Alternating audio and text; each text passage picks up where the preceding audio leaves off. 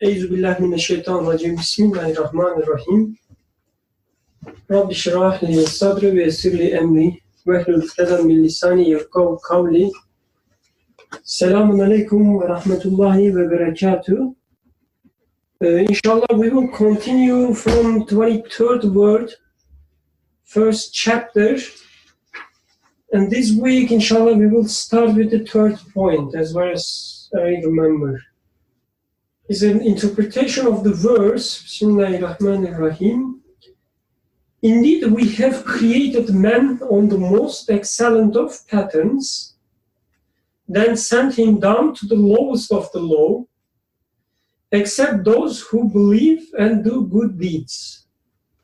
Third point, belief is both light and strength.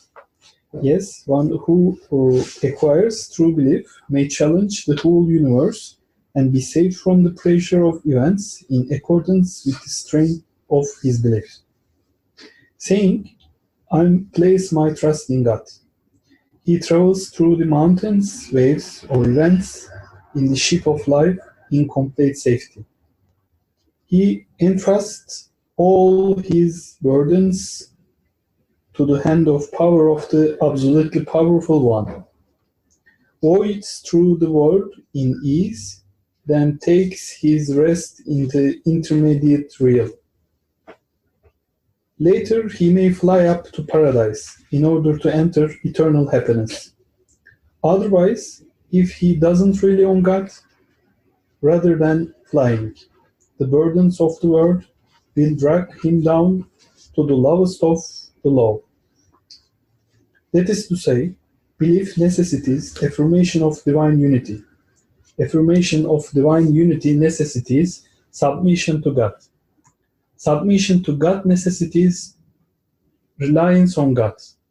And reliance on God necessarily leads to happiness in this world and the next. But do not misunderstand this. Reliance on God is not to reject causes altogether. It is rather to know that causes are a veil to hand of power and have recourse to them. Knowing that attempting causes in a sort of active prayer, it is to seek the effects only from Almighty God. Recognize that the results are from Him alone, and to be thankful to Him. Those who place their trust in God and those who do not resemble the two men in this story. One time, two men loaded heavy burdens into both their backs and heads and buying tickets, boarded a large ship. As soon as they boarded it, one of them left his load on the deck and sitting on it guarded it. The other, however, since he was both stupid and arrogant, didn't put down his load. When he was told, leave that heavy load on the deck and be comfortable, he replied, no, I won't put it down. It might get lost. I am strong. I will guard my property by carrying it on my head and back. He was told again, this reliable royal ship which is carrying you and us is stronger. It can protect it better than you. You may get giddy and fall into the sea together with your load. Anyway, you will gradually lose your strength, and by degrees those loads will get heavier, and your bent back and brainless head will not have the power to bear them. And if the captain sees you in this state, he will either say that you are crazy and expel you from the ship, or he will think you are ungrateful, accusing our ship and jeering at us, and he will order you to put into prison. Also, you are making a fool of yourself in front of everyone. For the perspective, see that you are displaying weakness through your conceit, impotence, through your pride, and abasement and hypocrisy through your pretense, and have thus made yourself a laughingstock in the eyes of the people. Everyone's laughing at you. Whereupon the unfortunate man came to his senses. He put down his load on the deck and sat on it. He said to the other, "Oh, my God, be pleased with you. I have been saved from that difficulty, from prison, and from making a fool of myself. A man who doesn't place his trust in God, you too come to your senses like that man and place your trust in him, so that you may be delivered from begging before all the universe, trampling before every event, from pride, making a fool of yourself, misery in the hereafter, and the prison of the pressure of this world." Jazakumullah khair. Anyone have any comments? Any quick comments? And online participants, please don't hesitate to talk. Just let me know beforehand. We have now arrangements for newcomers. Like, we have a problem with the speaker we have, so it will take a few seconds for me to make the arrangement every time. So if you raise your hand, you should be able to speak. So again, any comments, any questions, maybe a quick summary of the part? Abdurrahman, would you like to summarize the part for us?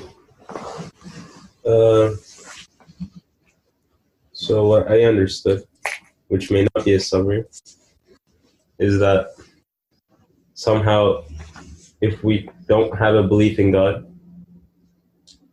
then because of how little power we have and how little control of things we have, then life can become a huge burden where we're just trying to juggle everything and make sure things are working correctly, or there's so many variables that we can't control. And when you're trying to control them, which is impossible, you start going crazy, or it's just impossible.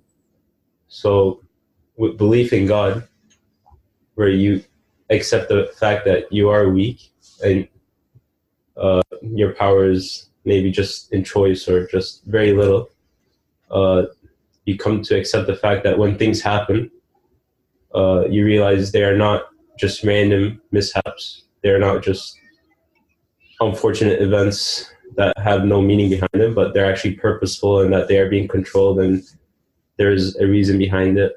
And when you approach it this way, then everything from the darkness that you were in previously, everything then becomes like light. And yeah. Alhamdulillah, I asked somebody who's the third point. You summarize the entire book. Okay. Sure. Any comments? Okay, Hatice Beyza Nur, just a second. Selamünaleyküm Birkan abi. It's Nurbanu. I had read this passage before, and I always got caught up on the idea that if the captain sees you in this state, he will either say that you are crazy and expel you from the ship, or he will think you're ungrateful, accusing our ship and jeering at us. And I couldn't really make sense of it. Like, I guess I quote unquote know what it's supposed to signify, but right now I just realized that I think maybe it means the kind of rights we have over each other. So by not unloading your ship, unloading your burden and not trusting the ship, you're kind of doing an injustice to the entire system. And jeering is like mocking, right? And so I had never kind of gotten that part. So that's what I just wanted to say. Oh, thanks a lot. Let's highlight this part so that inshallah some people will have some deep understandings that they want to share about this part. Like this part, I also find a little encrypted, maybe strange. The part that Nirvana just highlighted. So if anyone has like some quick answers to that, we can discuss, or we can discuss it later when it is time. I no answer from my end yet, but I would like Nirvana to perhaps paraphrase or rephrase her question, so I better understand what exactly is cryptic or challenging to understand. I didn't get that part. I think my intuition when I first read this passage was that like you have one man who is smart and puts down his burden, and you have the other one who is both stupid and arrogant. But instead of leaving the stupid and arrogant man to just be miserable, there's actually a reaction to him, because it doesn't, like, it's not just him doing injustice to himself and being stupid, but in a way he's also sending a message to the entire ship. And that's why there's this kind of like reaction from the captain and the other people on the ship, or whatever, the onlookers.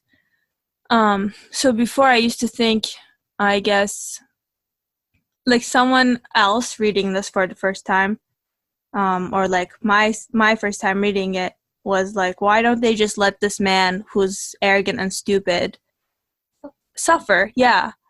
But then I think, like, just tonight I saw the idea that he's not just suffering by himself, though, right? Like, his action has some sort of consequence or implication for the entire ship. And that's why there's, like, he's not just in his own vacuum. His actions still have a kind of load-bearing, I don't know, like implication. I don't know if that made sense, but yeah. Thank you, I get it now. Yeah, somehow that means it's almost like disturbing the harmony and or the order, so it doesn't go unnoticed. So in the boundary of this example, it's not possible to let him go, in considering the context of the ship and the order and what's at stake, etc. Okay, yeah. Sorry to take time. I think I understand the question and the comment now. Oh, thank you both. There's nothing to be sorry about. That was great, and I have another take for this part, like I just realized while listening, but I will not explain it right now, so that your attention and excitement will be still there. I will inshallah share my alternative understanding of this part later, so keep in tune. Should we start from the beginning?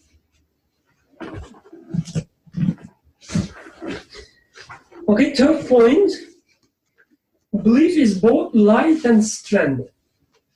Yes, one who acquires true belief may challenge the whole universe and be saved from the pressure of events in accordance with the strength of his belief. Challenge the whole universe and be saved from the pressure of events in accordance with the strength of his belief.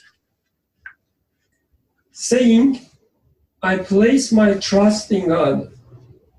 He travels through the mountainous waves of events in the ship of life in complete safety. I place my trust in God. He travels safely. He entrusts all his burdens to the hand of power of the absolutely powerful one, who voyages through the world in ease, then takes his rest in the intermediate realm. So it's getting complicated. So before the part that he takes is rest in the intermediate realm, before going here. So any comments, any explanations or questions regarding the first part that I read? So how everything becomes much easier when we say I place my trust in God, how we can challenge the whole universe, and all these mountainous events, waves of events, becomes just ordinary, or maybe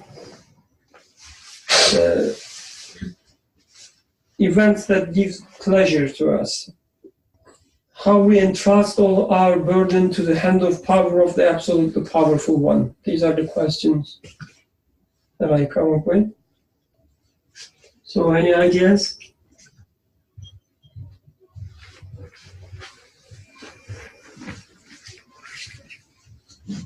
Now that we can hear all my participants, so they should be freely speak.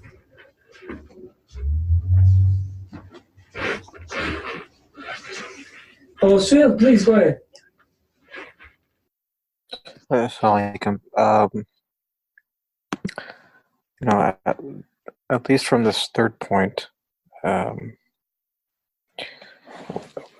just kind of briefly what I gather is that first, true belief is one that is light in the sense that, it makes things known, it makes reality known, the truth known about what the nature of the world is, what the nature of oneself is, what is one doing here.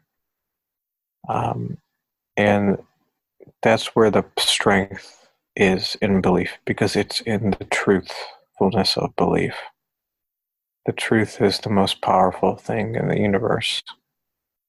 And when he's saying this true belief, and he goes on to say what true belief is, in a sense, the most fundamental thing, the affirmation of divine unity, it challenges the whole universe and saves from the pressure of events in accordance with the strength of his belief.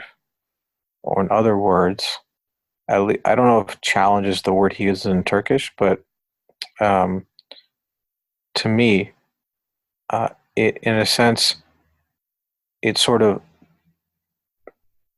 protects one, or sort of maybe not protects the right word, but makes sense of all the things that are happening in one's life.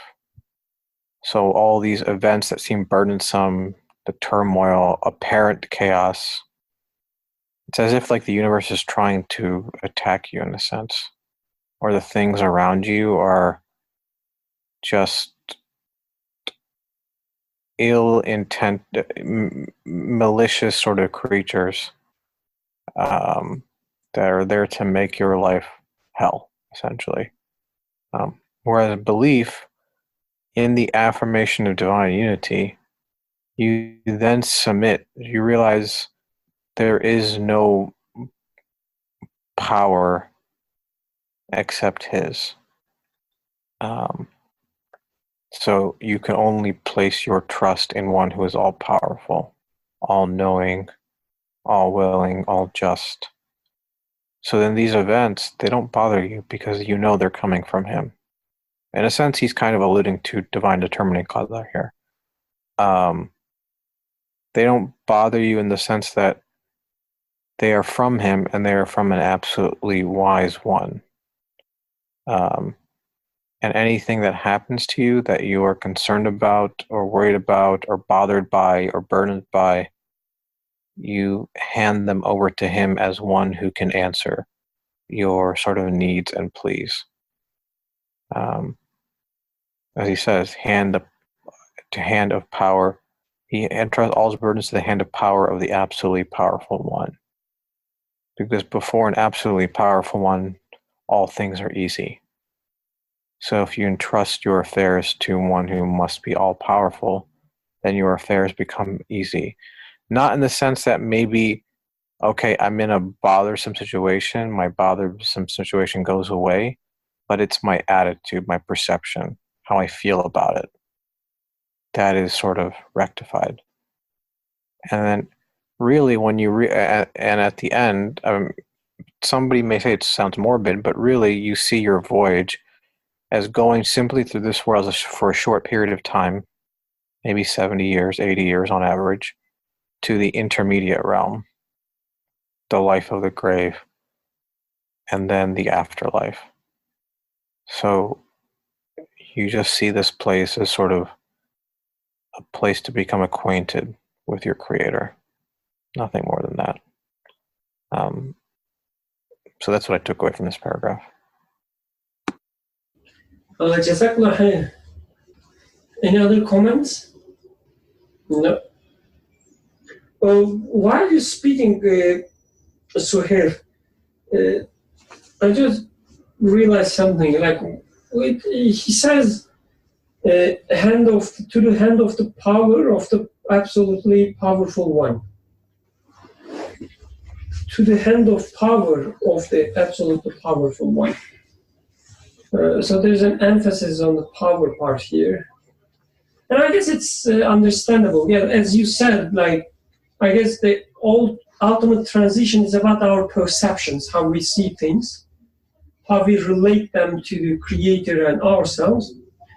But there's also like initial stage, like when we have our burdens, when we are angry with something, or when we are miserable with something. Maybe it's only me, I don't know, but like there's a certain period in which I cannot be reasonable. Like simply I cannot be reasonable. Like there's a big problem. My boss says something which makes me so angry. At this moment, I cannot be just reasonable and, try to change my perception, or like I need something powerful to help me. So at least as an initial step, like I want just knowing that regardless how big this problem is, that my Lord, the creator of this problem, can solve it. No matter how big it is, he can solve it. Just knowing that, I guess for this moment, initial step is, enough. Saying that, okay, I have a huge problem in front of me, but my Lord can solve it. I guess once, I take this step and get some relax or satisfaction, I don't know, what is the word? Ease, peace, relief, yes. Get this relief, then it becomes easier to see the truth in it, changing my perception about the event. And even if it's not resolved as I was imagining at the beginning, it would be okay still, as Suhail was saying, because real relief or real challenge towards the burden, it's not, as powerful, like somebody who's so powerful comes and solves the problem for you. At least it doesn't happen all the time. We know that most of the times. The true relief is through maybe a better understanding of the reality. But again, at least for me, at the very beginning of this problem, like when I first encountered the burden or misery, it's really helpful to know that my Lord can solve any problem, regardless how big they are.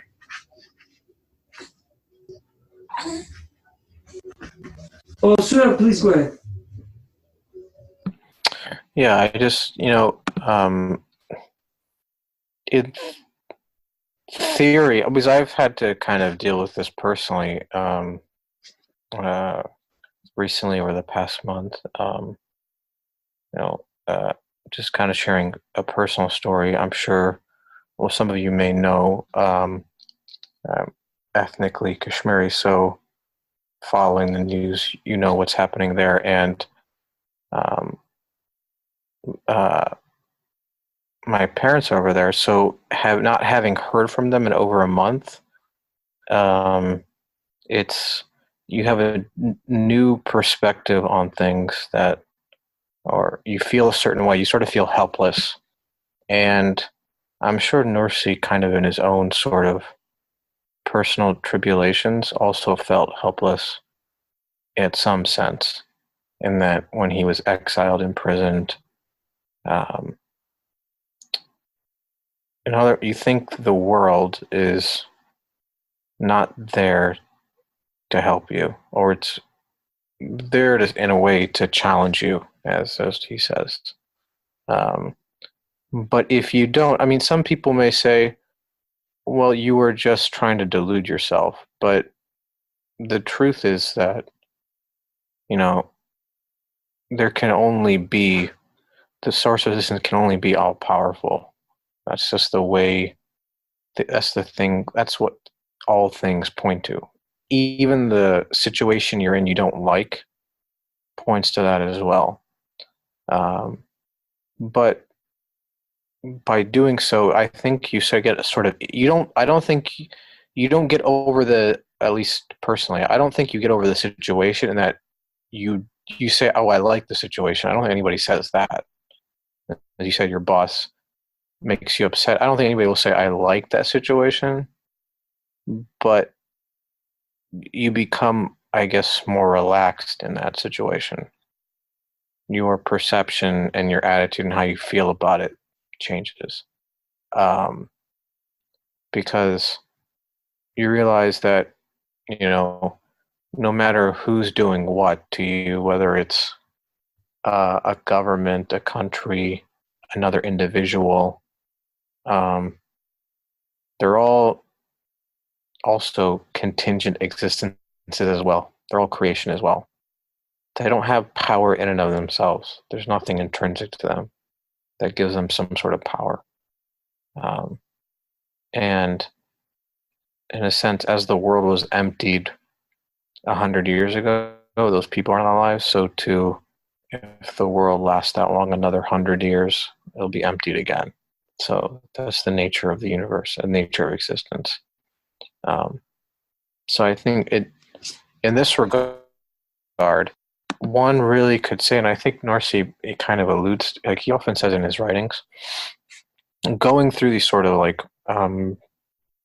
experiences, they make you more aware of, if you truly are cognizant, affirmation of divine unity, submission to him, and reliance upon him. So I know personally, if all things were well, I'd probably be less inclined to actually consider anything. Jazakallah khair. There are a few very interesting comments. Let me read them. The first one from Faraz, he says, burden is also something I don't want to put down. Burden is also something I don't want to put down. It is valuable to me. He says, we should note the paradox. So we should realize the paradox.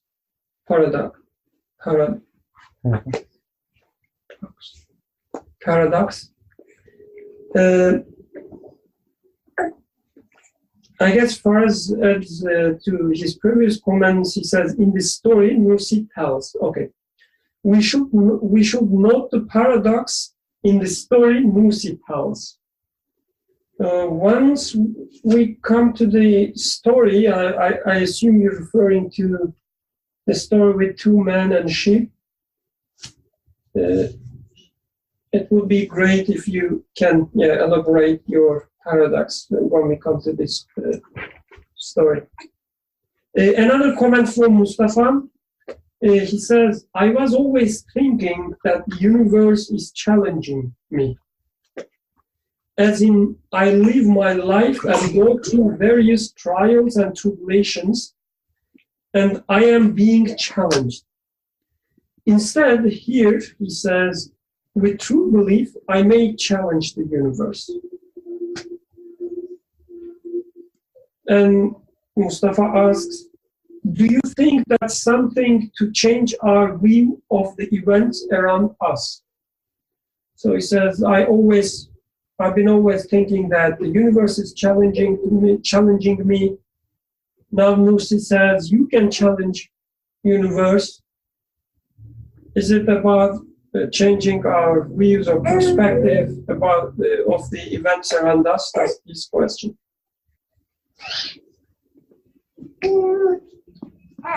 And Emin asks, can anyone give us a more relevant example of doing the same thing, but from a different viewpoint? Doing what, and what kind of different viewpoint you're referring? Could you please explain, Emin, if you don't mind? It sounds like from the comments and the first part of the text, this quote-unquote belief is not a practical guideline per se to change the way you are living. I mean, maybe there are consequences, but that's too down the road in my current chain of thought. To me, at the surface level, whatever belief is, it sounds like I go through the same thing. Like, for example, there was an example of a boss, same challenges.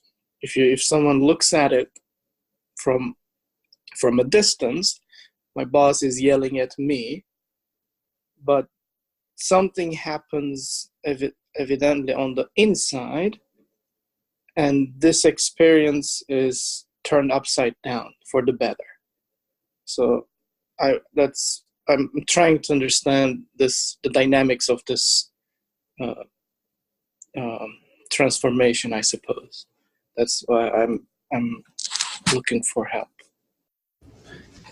So I guess you are asking for an example. For instance, let's go with the boss example. Your boss tells you something terrible, you feel miserable. But then you are asking for an example in which somebody with a true belief take this same event as something positive. Yes. Okay.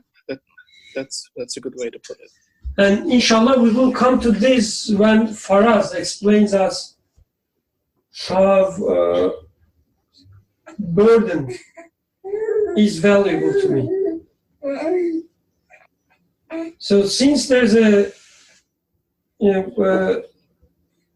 demand for such an explanation, before we come to the story, Faraz, if you like, you can share your opinions about the value of the burdens, or we can wait for later. Well, go ahead, please. Assalamu alaikum. All right. You are very good at putting people on the spot. So, what Suhail was, talking about, what Amin also, the boss. So, we already have two kind of, I think, personal, real examples from people's lives where, which are, I think, close to the heart of people who mentioned them. And we can all think of, for example, what struck me was, the story, and again, in the text, it's down the road. So I'm sorry, that's what my mind is going to kind of, because there is a sort of, standard thing that you have trials, trust God when you're in trouble. He's powerful. He will take care of it. He's very powerful. There's nothing wrong in that, but again, one is always trying to say, but how is this true for me? What is this, what is, is this something that I claim and then kind of, what is the truth of it? Can I actually experience it? So I guess I don't need to dwell on that part, but only to say that just because we are trying to go deeper doesn't mean like the other meanings are completely worthless. Yeah, God is powerful. We should trust God. Okay. But the example is interesting in that the kind of burden I noticed that he's talking about, the words Nursi put in the man's mouth is that I'm not going to put it down. It may get lost. I'm strong. I will take care of it. So it seems here he's thinking about this odd situation, and I think we should maybe look into ourselves and kind of see if this oddness is with us, in that.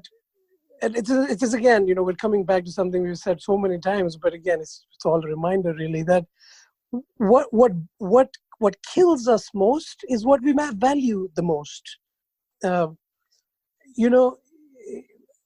If I didn't really care about it, it wouldn't really hurt me to just put it down, or whatever happens, I don't know. But the reason I value something, I don't want it to get lost.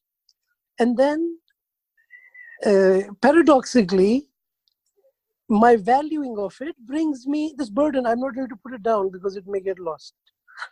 So how do we translate this into actual, real life situation? And, anybody's his understanding is as good as what I'm thinking about. I'm just thinking loudly that, for example, a war is happening. And I'm saying this war, this conflict is happening, and this is some big injustice is happening. So what is the burden? I'm burdened by this injustice. Why? Because I really value my sense of justice. If somebody comes and tells me, come on, don't worry, be happy, or God is in control, God will take care of it. You are a believer, aren't you not? Don't be sad. And that's the kind of, somebody's asking me to put down my burden. But I don't want to put it down. I want to feel indignant, and I want to say I stand for justice. I want to do something against injustice. I don't want to put it down. This is very valuable. And so it's not, this is how we are. We don't want to put it down. Like if I come to Suhail and say, Suhail, say you're not bothered and you're not worried about what's happening in Kashmir. Suhail will tell me, or I don't know, but maybe he will say, you are asking me to put down something that is very valuable. I don't want to put it down, but I can say, but it's burdening you. But you will say, that's the only reason that I can put it down. And, one may recognize, yes, it is burdening me. But because I am now thinking, this is my luggage, I don't want it to get lost. I want to preserve my sense of justice. And the problem is that as long as I am saying it is my sense of justice and my worth as a human being who stands for justice is tied to my stance that what is happening is very unjust, and my being bothered about it and indignant about it, it is tied to my sense of who I am. I am a just person. If I were to not do this, I would be a shallow person who doesn't care about what's happening in the world and just busy with his pleasures and shallow happiness.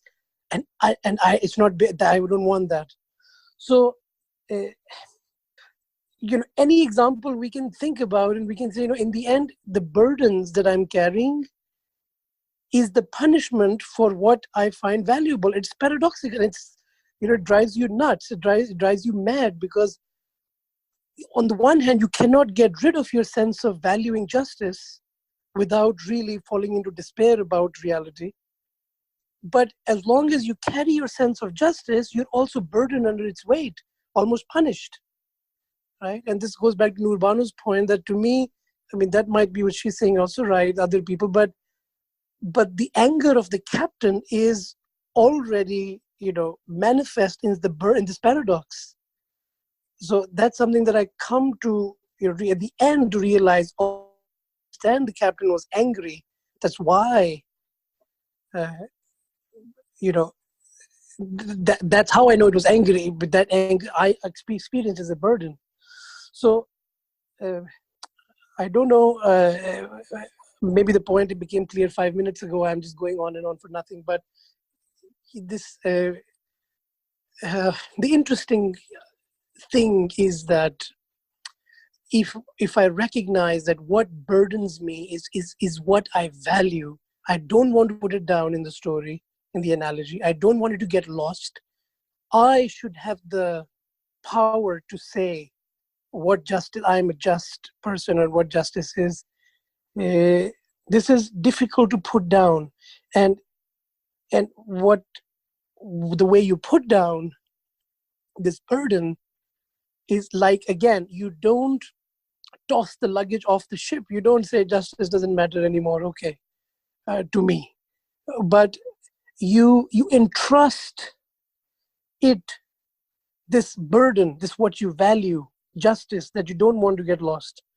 You want to preserve it. So you entrust it to where it can be preserved. And the getting rid of the burden is to find a real place for this luggage, a real place where now this justice is preserved. In my perspective, like Amin was saying, in my perspective, justice is, I see it done now in this luggage, in the sense of indignation that I carry. There is justice being done. The command is already, it is being, I can see it preserved. And that being the preservation of justice brings me the relief. So that, and in the language that we use, what saves me then is knowledge of God. But what in this context, the knowing that there is a just one who sees and knows and judges injustice as wrong. And that is, the putting down of the burden without losing it. It's valuable to you. You don't want to, but as long as I say I am just, and my saying that I'm not concerned about justice, I mean, aren't we afraid of these kind of things? We say, oh, somebody says, Alhamdulillah, I say, but, things are really wrong. Like, you're asking me to, no, I want to, so that's our everyday challenge, because we are made in a way, we have very valuable luggage that we're carrying. We don't want to put it down. And this is something really tragic in a way, so you have to, one has to understand that that's why if I don't open myself up to this external reality, then a tragic sensibility is better, more honest than a happy, joyful sensibility. And that's the reason why. Because if you're truly honest to yourself and you don't have this external, the ship where this luggage is safe, then the responsible thing to do is to carry the luggage. That's more integrity, instead of just throwing away the valuable luggage and putting it down, not worrying about getting lost. And so the creation is built in a way that you cannot escape the anger of the captain if you do not refer the luggage to him. It's just built into the logic of creation that, tragedy will be the right and honest option for you, for me, if I don't have recourse to this captain, and to see that this luggage is preserved with the captain, not with me. So sorry for being on and on. I don't know if it answers anything with Amin, but I'm still thinking about it. Jazakallah khair. I always enjoy your going on and on. So no problem there. Alhamdulillah. So it's really interesting. Like I didn't realize it before, actually. It was first saying, let me read the first sentence of this story. One time, two men who loaded heavy burdens onto both their backs and heads. So both of them load some burden, and obviously the burden author is referring is their luggage. Like something belonged to them, or something they, as far as value. It's not like, as a punishment or something they were they were loaded with burden. They just carry what they are supposed to carry. Both of them, they loaded heavy burdens and buying tickets, boarded a large ship. As soon as they boarded, one of them left his load on the deck and sitting on it, guarded it. So there's always a value, the emphasis of the value of the burden here. So the guy, let's say the reasonable one, who puts down the burden, the load, and protects it by sitting on it so that it won't be lost. The others try to carry it. So it's really a nice point. I think it's a really fine point. That's saying that the burdens in our lives are actually things that we are supposed to carry, or we value, we want to carry, we want to guard, no matter what, how. But there's a proper way of guarding them. Maybe there's an easy way of guarding them, or maybe there's a right way of guarding them. And there's a stupid and inappropriate or improper way of guarding them, at least trying to guard them by carrying on your shoulder. This reminded me the story or some parts that Nursi talks about. I guess he was talking about the fear of death. And so this part, my interpretation is like, we fear of death because we don't want to lose our soul. We don't want to lose our spirit. We don't want to lose, what we are. We don't want it to be gone, right? And he was saying that actually this Azrael, how do you say it in English? Azrael, the angel of death, let's put it that way. He is the best safe. He is the best place that you can save your spirit. Just let him take your spirit, protects it in this journey to the hereafter. So you can trust your spirit to him. And which I guess made him relieved and like the angel of Azrael, the death. So anyway, it's really interesting. Like our fears, our burdens are actually, the means to teach us about what we value and how to protect them. And at the end of the story as well, the second guy, when he comes to his senses, he also puts down the load and then sit on it. So it's not that he just throw the burden away. Oh, Suhail, you've been waiting for a long time. Sorry, please go ahead. Just to add to what Yun Faraz said, I think well, it's 2 points. One, in terms of things that you carry, I think people generally acknowledge they carry what they perceive as burdens on their life, in the sense that they carry their experiences and their emotions with them throughout their life, their things that they went through. And I don't think anybody says that, or I wouldn't say anybody, but most people would say they wouldn't want to forget who they are, what they've been through. That sort of often gives them strength. So I think as far as the importance is not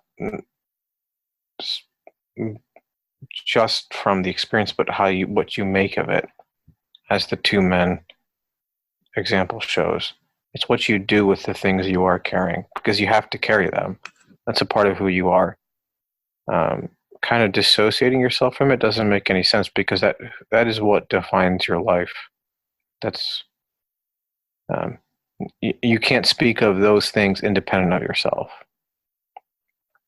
But it's how you make sense of them that matters. Do you carry them on your own shoulders and head, or do you let someone else carry them? That's the question.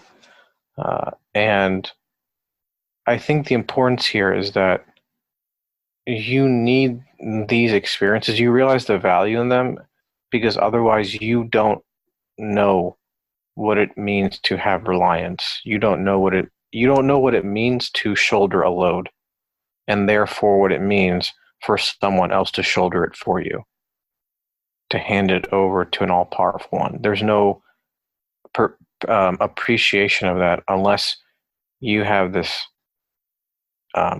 things that you're holding on to, that you're carrying,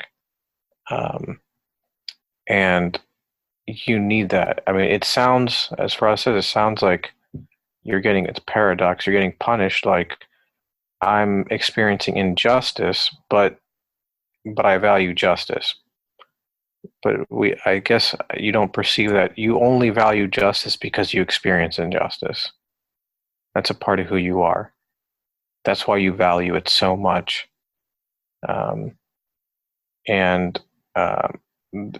I think the importance in that is delineating, separating the experience and what you value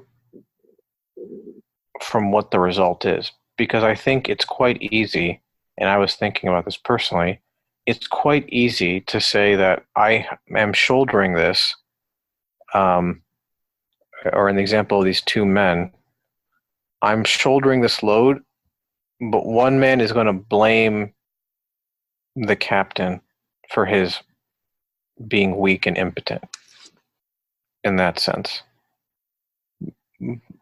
But if you think about it in the other way, it's really the captain who is making your load easier to bear. Then you understand that you realize what he's doing because you have these things you're carrying. So in other words, delineating from the experience and then affirming divine unity, submitting, and placing your reliance in God, or putting your or having reliance in God. No, it's a sort of logical construct, as far as saying. That's what happens. Not that you start blaming him for what you're experiencing, but it's in experiencing do you sort of come to this realization. Comment or maybe question. So man, like in its nature, intrinsically, like in love with perfection and beauty at every level of his experiences, right? So like when we speak of the burden, it's like we actually like really like I think they refer to all the things that like we are intrinsically in love with, that we want them to continue, but at the same time we are really completely impotent to make it happen on our own.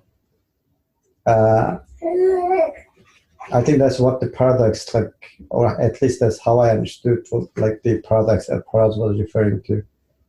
And in the second part of the first paragraph, he also like refers the causes that you cannot completely deny the causes as well. So if that is the case, and like, do you think there is also like an implication or like hinting to the fact that man needs to understand his true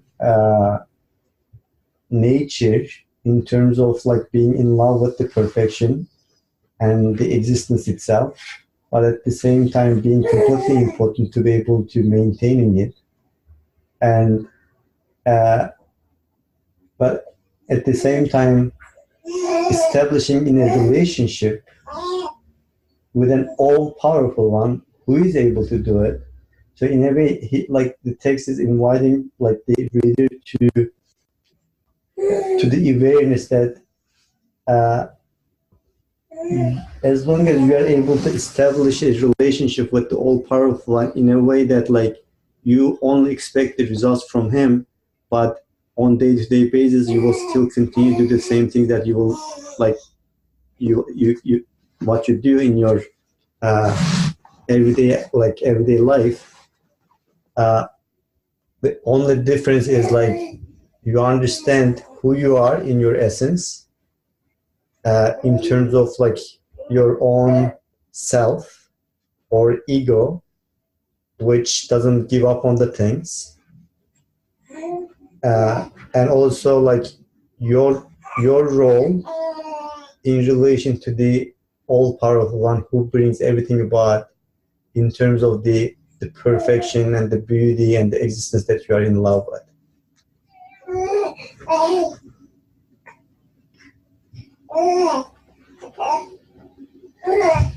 Any other comments, questions? I was, as Emin was asking about the example, personally now this middle one here, like especially now that we are in a country which is living in a different way as a society than I would like to live in. And now that there's this little one that comes to here, and she's maybe going to be grown up in this society, so there are such worries, maybe mine or even any friend who is coming from overseas says that, well, how are you going to raise this child, for instance, right? So and this is an automatic feeling that comes to you when you look at this child and you say that, well, she's just defenseless, just as you see, she can only not even make words, totally bound to her parents. So then the feeling is, for example, right now, what will happen to this girl if her mother doesn't feed her? So definitely as if she is taking care of her or making her live or making her survive. And if you just extrapolate this idea, whatever she's going to learn good or whatever she's going to learn bad, these are all going to be filtered by the parents. So something very beautiful, very cute, like she smiles and loves and everything. But then this part of it is a burden to my back and to my head, because I am worried about it. It's a burden to my head. And also physically, I can take it as a burden of I need to work harder to earn more money and stay in the house that I am staying because our school is better in the school district, whatever. And a lot of things are in there. So what the author in here is pointing to a self-deception of mine, saying that yes, there are waves of life, but you are not touching the water. You are on the ship. Ship is going through the waves. So, and ship has a captain. It's not that I am preserving anything. So in the same ship that I am being preserved, she is also being preserved. But I am getting the impression that if I carry her over my head, then I am carrying her. But my feet are on top of something that carries me. So what's the point of making it a burden to me? It doesn't have to be a burden to me, but I can make it a burden to me, and I lovingly make it a burden. As far as it's saying, it's a paradox in there, and I'm feeling like I have to do it. What will happen otherwise to this girl? So I guess this is very, yes, paradoxical, but I guess stemming from my misguidance of not realizing that I am being carried by the ship also. And for this reason, maybe the author is here emphasizing strength part of it. If I focus too much on the light part of it, yeah, it enlightens. But I am feeling like I'm not 100% sure if this is what the author is alluding to. But light is, there's some sort of a darkness, and if somebody shows me some meaning in something, then this darkness goes away. But I am also living in a world in which I need to eat food. Like not only I need to know what are the ingredients of food and how much calories if I take, how much I'm going to survive. The knowledge in this sense is not really helping to me. To a degree, yes, it does. But beyond that point, I eat food and I benefit from food. So there's this manifestation aspect of it, not only by knowledge, but some tangible aspect of it.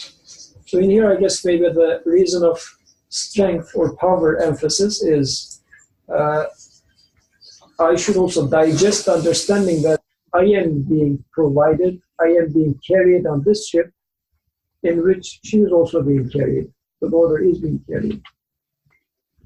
And this example of yours, I guess it's really like beautiful the way it is designed. There's you value something, you value this child, and it gives you burden. Like you cannot get rid of your worries about the child, right? You are worried about child. Or some people even, they are worried about their unborn child. So the worries are with us all the time. Like I cannot get rid of them. But when I try to resolve them, they give me a burden as well. I have to carry them. So I cannot let them unresolved, but at the same time, I cannot resolve them, as Osman was saying. So what is the solution then? Right? You look for the solution, and through this looking for the solution, you find your Lord.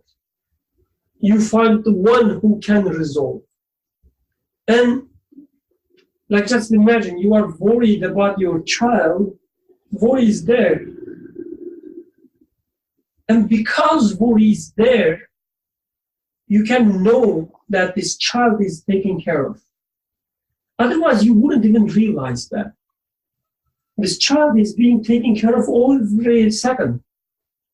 And actually, my desire to take care of her is part of her ship. Because I say it is my taking care of her, I attribute it to myself. This is why I take it to my head. Mm-hmm. But if I take it as the feeling of wanting to take care of her is actually part of the ship that she is on. It's not mine. It's again part of the ship that carries all of us. So yes, the ship carries her like every second, every moment. And we don't even realize that. But through your worries, you start realizing it. Oh, she's being taken care of. And I value that. Without this value part and without this burden part, probably you would be just oblivious, you wouldn't care at all. So comes to, one kind of value of the burden is, I guess, like we say, yes, I cannot get rid of my worry about my child. Yes, that's true. But these worries are not there so that you can resolve them by making some research, by, asking more questions to doctors. Or get lost in them. Yeah, or get lost in them. They are not there for that reason. Yes, you shouldn't get rid of your worries, but you shouldn't try to carry them, sit on them. What does it mean? Use them in a right way. I am worried about this child, so I will see how she is being taken care of. And I will appreciate this.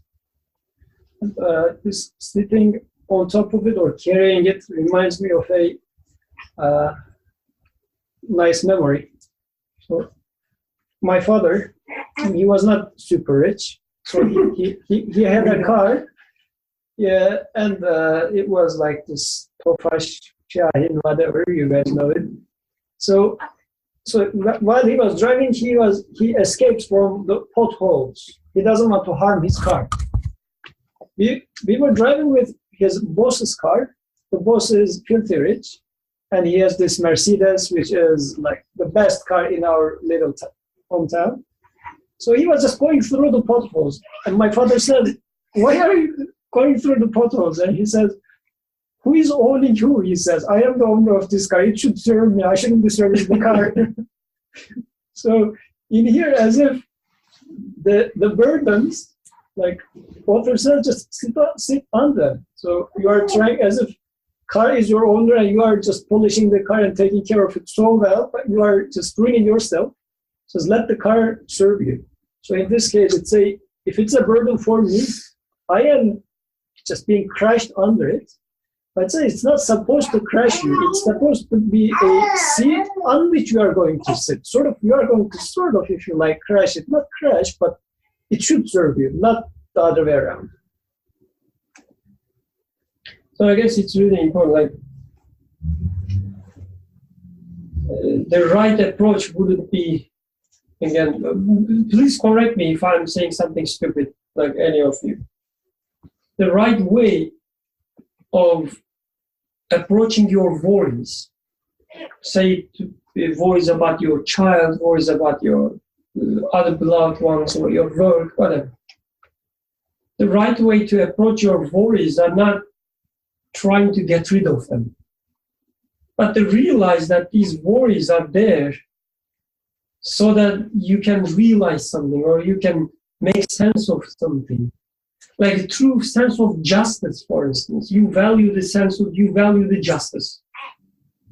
When you see something unjust, as far as giving the example, you don't feel good. And the right way of approaching injustice is not, trying to get rid of your sense of justice, trying to get rid of the worries about injustice. But true is realize that there is one who is just. When you are worried about your child, know that he's being taken care of. And this knowing part is like, because now you have this value in it, it becomes an experience for you.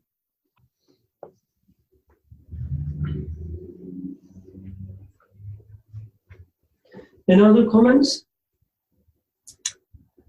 Like, are we going to discuss that? The belief necessitates affirmation, divine unity, all that sequence? Oh, since we, jumping around all the time, so please feel free to jump to another section. So, that is to say, belief necessitates affirmation of divine unity. Affirmation of divine unity necessitates submission to God. Submission to God necessitates reliance on God. And reliance on God necessarily leads to happiness in this world and the next. So, it seems like there is a process to go through. There are steps to be followed.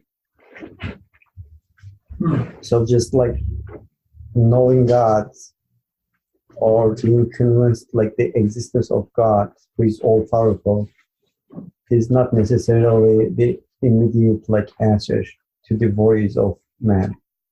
Seems like it from this statement. So there's a long journey. It seems like it's a journey, and there's a submission aspect in it, which followed by relying on Him. So you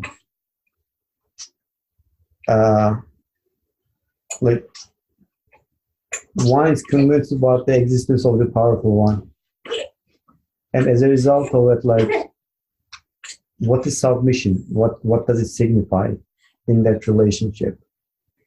That has to take place in order to have fully the reliance on Him, which is going to be the basis for happiness and what was the other one? Happiness in this world and the next. And in this world and the next. Speaking of this world and the next, Faraz, I will give you the mic, but before you, Hatice, Beyza or Nurbanu was raising hand. So if you don't mind, let's ask them first, and then you can go ahead. Assalamu alaikum. I had a short comment to make in relation to recognizing, for example, the true sense, the sense of justice belongs to or is from the source of justice. And in recognizing this, I think it also encapsulates that one recognizes their own duty. So I don't think it's the main subject of the text, but it also alludes to like the duty that one has as well. In the first paragraph, it says, after the sentence I think Brother Osman just read, but do not misunderstand this. Reliance on God is not to reject causes altogether. It is rather to know that causes are availed to the hand of power and have recourse to them. So in the sense that recognizing that whatever thing that I value in a particular situation, whether it's my sense of justice or something else, recognizing its true source and that I'm not the owner of this, so I should not make it a burden for myself by trying to protect something that does not belong to me. But at the same time, I think, as Brother Burkhan also alluded to before too, the guys on the ship, the men, do not just disregard their luggage either. They place it on the deck and then they sit on it and they guard it. They don't just throw it into the storage area either. It's like there's also a sense of individual responsibility and duty that falls upon the individual as well. But this can only be done once that individual places their luggage on the ground. So unless I recognize that the source of that which I value is not me and that it must belong to one who is absolute, then I can take on my proper duty and responsibility of quote unquote sitting on it and guarding it, if you will. And that I think goes a little bit more into free will aspect of it as well. Faraz, please go ahead now. So, yeah, what I forgot what I was going to say, but now Khadija Bey said is interesting, and I think there is real value in us trying to use the language of, for example, saying justice seeks to manifest itself, beauty seeks. So instead of attributing agency to ourselves, like I want justice to be done, we should come to a point where we look at these, things as it is in the nature of justice and beauty and wisdom to become manifest, to be known as such, and so it is really sort of this is the way to understand the obligation or duty to justice is justice carries in it, and to the extent that I am able to affirm this, yes, justice does seek to be done. Until it is done, justice judges the injustice as wrong and deserving of obliteration. So until justice is done, it judges punishingly injustice, and so it carries its obligation with it. This obligation is not outside of, and to the extent that I submit to justice as justice without giving a lie to it, without covering it up, that's what it means to fulfill an obligation. It's not something extra. I'm a little bit not. I'm not saying that you're saying this, but I'm just reminding myself that I shouldn't put it into a chronological, temporal framework. First I will believe. So first I will believe that God is just, and then I will submit, and I will believe in divine unity as God is just. And then later on, maybe I will feel some obligation to do justice. and I think that misses the point. That I think the steps that Usman mentioned in the text, I read them as what the one thing should mean to me. So when I say I believe, it should mean that I believe in this unity. This believing in unity should mean for me this. And this should mean for me that the only way for me to preserve this is reliance on this. So it's more like what I should mean by when I say these things, or I say that I agree with this idea, then practically in my life, this is what it should mean for me at that moment. So justice and beauty and wisdom, they carry in them their, how should we say, their agency, or their imperative, the imperative that they should manifest, this irresistible imperative that this must be done. If it is not, it is judged, how should we say it, negatively. So yeah, just supporting what Khadija Beza is saying, just in my own words. Jazakallah khair.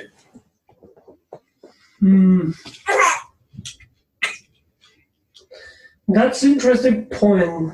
I'm just thinking, I'm trying to maybe understand. It makes sense reading the sentence the way you said. Like belief necessitates affirmation of divine unity. So you're taking it as, when I say belief, it means affirmation of divine unity. When I say divine unity, it means affirmation of submission to God. And when I say submission to God, it means reliance on God, and so on. I'm not sure if they are like sequential, like chain of like events. One comes after another. I'm not so sure if it should be read as such. But I really think that like they certainly means a different aspect of the case.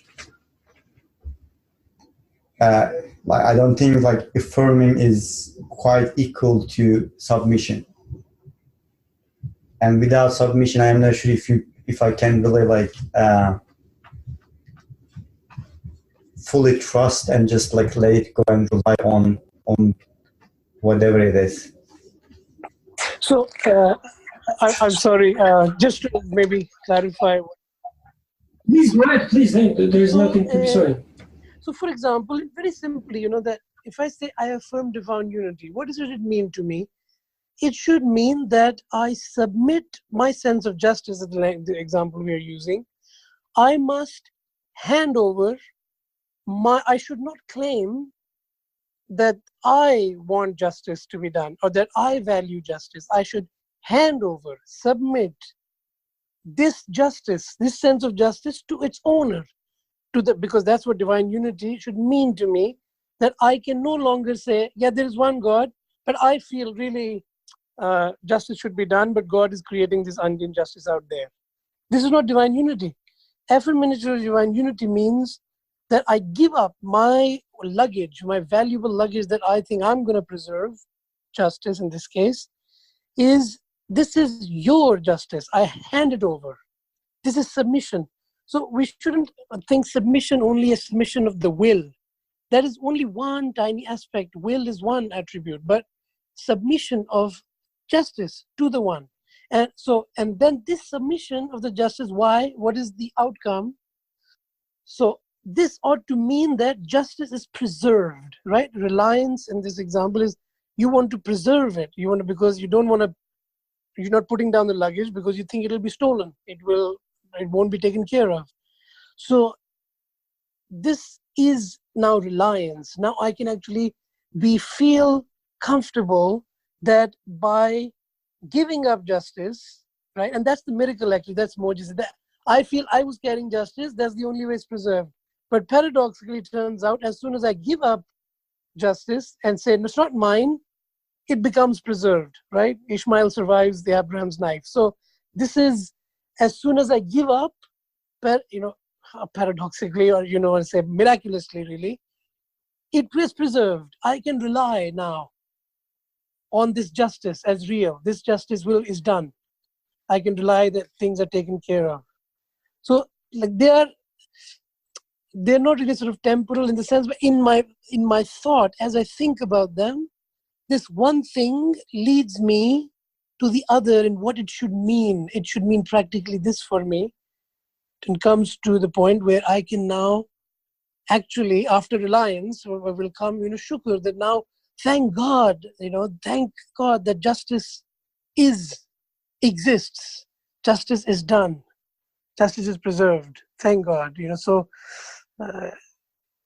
So anyway, definitely not time-wise, but meaning that I should give to it and practically how it matters for my life. Since you use the word practically, like while you're speaking, I also realized, maybe I'm mistaken, but as if the chain, it goes like as you take the steps in this chain, it gets more and more practical.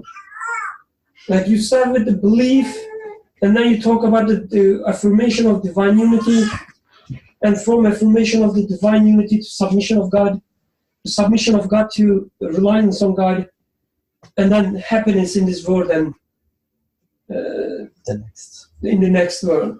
So as if maybe like a journey of the belief from understanding to a practical manifestation of this belief or practical implication of this belief. I don't know, maybe it doesn't make sense, but I just had this impression. The way it reminds me of, since he uses necessitates, it is as if like a logical proof that you make. So starting from some premises, you prove something which is logically true, then the next, all of them are true at the same time. But from your point of view, since you use, let's say, some primitive premises and build up some right or have driven some truth, then still using the same premises or same bunch of things, still you keep deriving further truths. And all of them are equally true at the same time. But from my point of view, I have driven one before the other. But let's say once I have driven all of the proofs and looking at it from the end of the, if you like, driving chain, all of them are equally true at the same time. Yes. The most simple math formula is as true as the most complex math formula today, based on the premises of the current math that we use.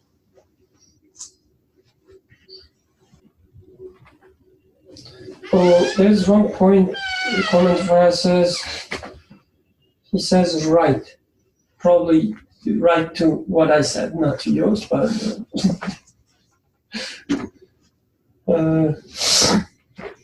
anyway, if there are no other comments on this part, is there? On this specific part or any other part? I think only maybe one thing, like the way that he started, like looks like very abstract at the beginning, belief, and then like at the end of the paragraph, he comes to something that is you have to have like recourse to the causes. So in that sense, to me, it seems like there is this abstract notion of it and also practical implications of it and how you really live by it on day-to-day basis. On one hand, like you have this like all-powerful one, and you want to see everything from that like Tawheed perspective, but at the same time, whether you accept it or not, like you have to recourse to the causes. If you want to fill your stomach, you have to eat. But is it the food your provider or is it him? So in order to put that understanding in practice, you have to go through the causes, which is very practical.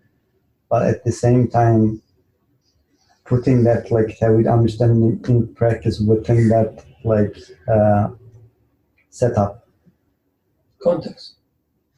Oh, Suhail, please go ahead. I thought about causes just not in a sort of in a slightly different way, or maybe all-encompassing. So, yes, I do look to causes. For example, I'm sick and I'm going to take medicine, or I'm hungry, I'm going to eat food. I don't negate those causes. The food and the medicine as an answer, but say that they have no power in and of themselves. But the other fundamental cause that I think we ignore, that I guess Faraz was maybe pointing out here, was how about the cause of the need? Then the need you have within yourself is also a cause. So if you neglect that and say, hey, I value justice, or I value health, or I value satisfaction, I mean, that's a cause to make you do something. But you say those things come from me, you attribute wanting justice or valuing justice, the perfection of justice, or the perfection of beauty, or the perfection of health, and say, well, those causes, I'm going to attribute them to myself, not to one who must be an absolute source of their existence. Then you're, in a sense, doing the same thing. So at every step of the way, you have to acknowledge your need. Well, first, the experience, because that's where it all begins, the experience, the need that arises from that experience, and the response you desire from that experience.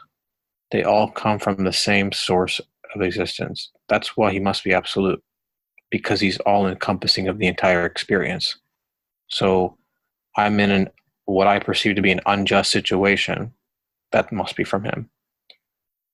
My perception of injustice, my value of justice, that also must be from him. And therefore, my desire for justice and how that manifests, that also must be from him. If any one thing were not from him, then he couldn't be absolute.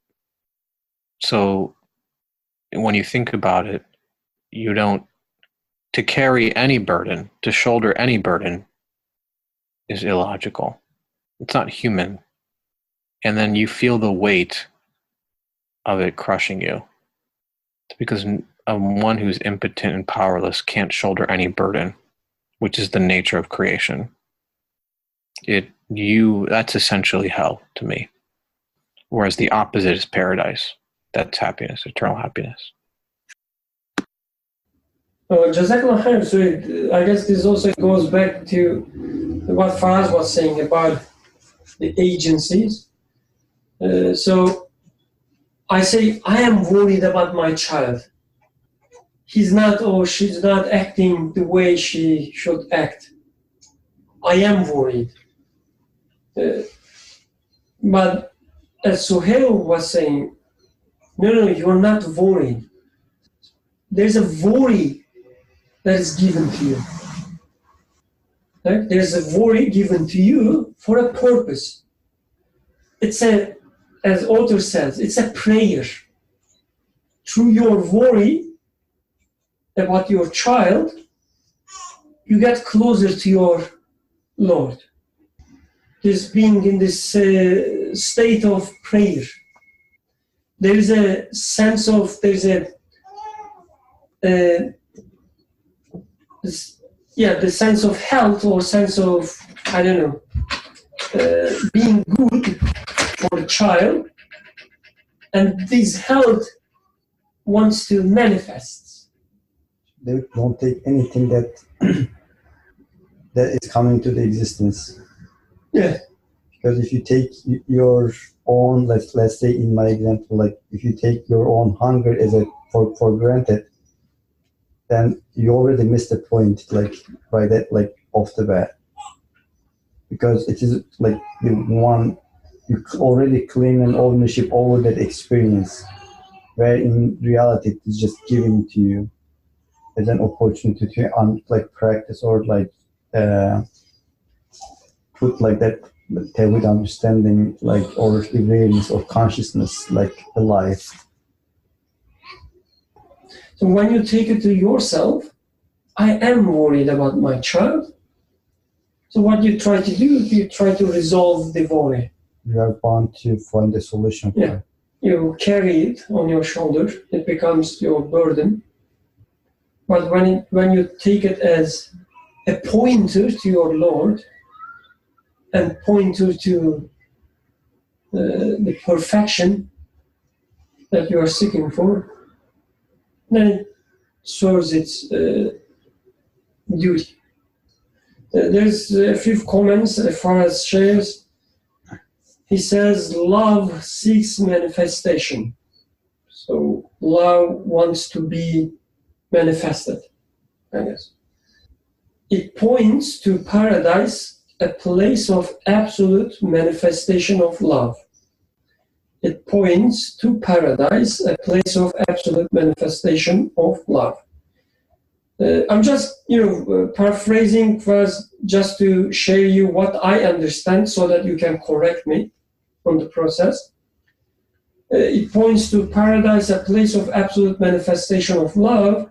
So from my point of view, when I see something like opposite of the love, hatred, when I see hatred or when I see something I don't like in the universe, the feeling that I have, that I'm not happy with it, because I want to see love there, or I feel the lack of love inside me, and this feeling points to the fact that there is a place where the love is perfectly manifested. He continues, I am to witness this and get the news and rejoice.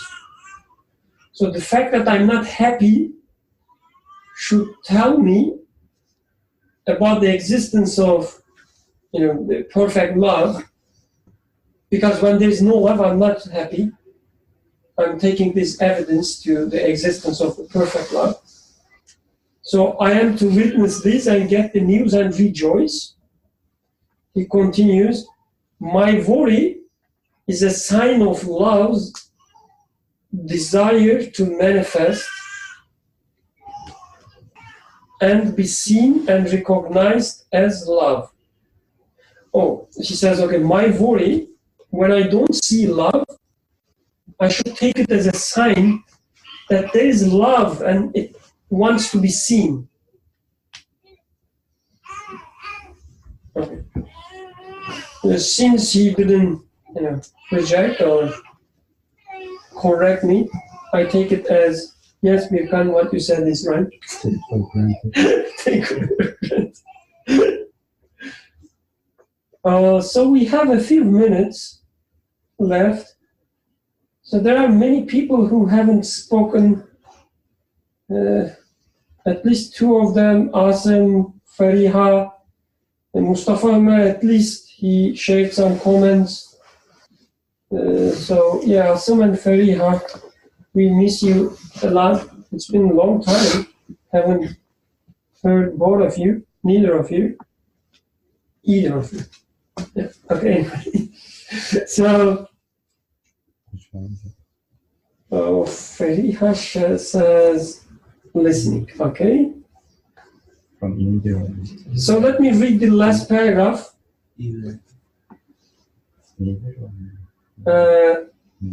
And we can conclude at least the third point. O man who does not place his trust in God. O man who does not place his trust in God. You too come to your senses like that man and place your trust in him, so that you may be delivered from begging before all the universe, trembling before every event, from pride, making a fool of yourself, misery in the hereafter, and the prison of the pressures of this world. It's just describing my world. Begging before all the universe, like I feel this, especially like nowadays, as I'm trying to write a grant, like with every sentence, all these different people comes to my mind, whether this sentence satisfy him, her, and then her. Trembling before every event, from pride, making a fool of yourself, misery in the hereafter, and the prison of the pleasures of this world. So he tells me that if I can place my trust in God, instead of begging before all the universe, maybe I can challenge the whole universe, as also was saying. Any final remarks? Which reminded me my promise about my take. The captain comes and punishes the guy, either prison. Yeah, to the prison or out of the ship, right? So the way I understand it is like just one aspect. I think it has all these different aspects. One of them being what Nurbana said at the very beginning. So from my perspective, I see a imprisonment, and also being thrown away, ship maybe. But regardless of how I perceive them, I think there is something has to be there. That it's something that has to be there. Otherwise, my burdens or the loads would continue to giving me the misery. They would continue be the burden on my shoulders. So as if the captain should shake me so that I come to my senses. Just like the hellfire in this world. It's good to to put you on the right direction. Like your misery or your worry, for instance, we can take the worry as part of the fire. The worry tells me something about the perfect love. My worry about my child, reminds me how they are taken care of. So being, I don't know, it may again have different aspects as well, but especially nowadays, like I experienced a few burdens and then a few events in which I was kind of thrown to the fire, but then the things that I realized through this fire, I sincerely think that they were so valuable, they were so good. Like even